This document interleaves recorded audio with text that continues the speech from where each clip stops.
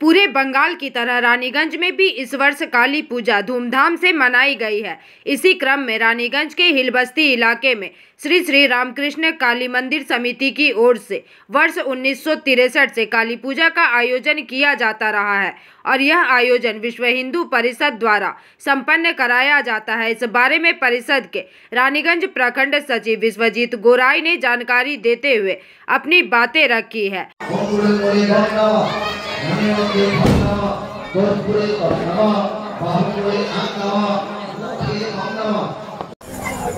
আমরা শ্রী শ্রী রামকৃষ্ণ কালী মন্দির হিলবস্তি আমাদের অনেক পুরনো পুজো, যেটা আমাদের 1963 সাল থেকে হয়ে আসছে।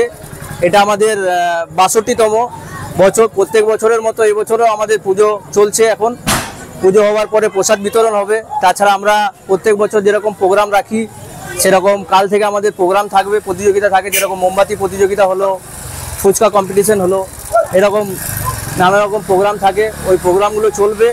তারপরে আমরা ছট পুজোর পরে একটা দিন দেখে মঙ্গলবার শনিবার দেখে আমাদের একটা মহাভোগের খিচুড়ি মহাভোগের আয়োজন করা হবে।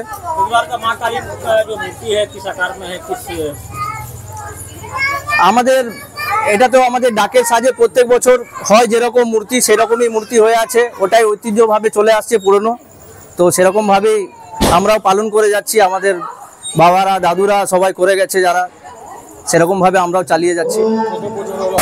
এটা আমাদের 62তম বছর হচ্ছে। আমার নাম বিশ্বজিৎ গোরাই, विश्व हिंदू परिषद संपादक रानीगंज प्रखंड। वहीं दूसरी ओर रानीगंज के MN घोष रोड इलाके में स्थित क क्लब की ओर से भी काली पूजा का आयोजन किया गया, जो कि इस वर्ष अपने 54वें वर्ष में प्रवेश कर चुकी है। इस संबंध में क्लब समिति के सदस्यों ने जानकारी देते हुए अपनी बातें साझा की है।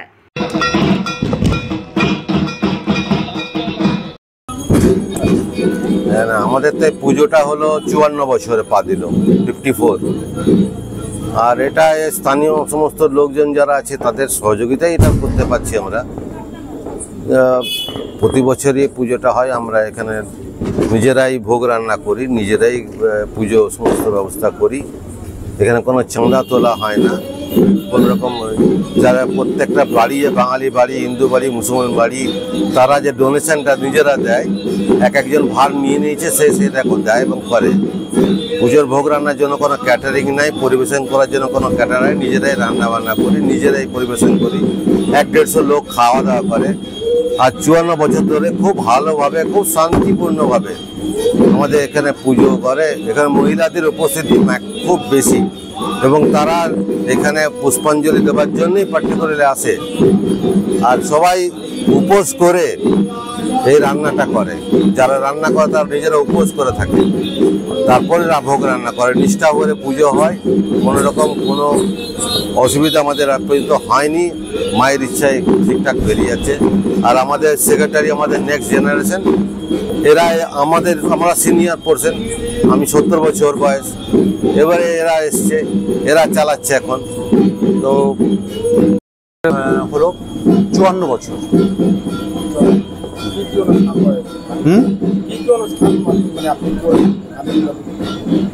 ঠিক বুঝতে পারলাম না কথাটা। কালী পুজোতে আমরা যেটা প্যান্ডেলটা যেটা হয়, যেটা তো দরকারই আছে। তারপরে একটু লাইটের ব্যবস্থা হয়। আর এর মধ্যে আমাদের সব থেকে মেন যেটা হয় সেটা হচ্ছে ভোগ রান্না।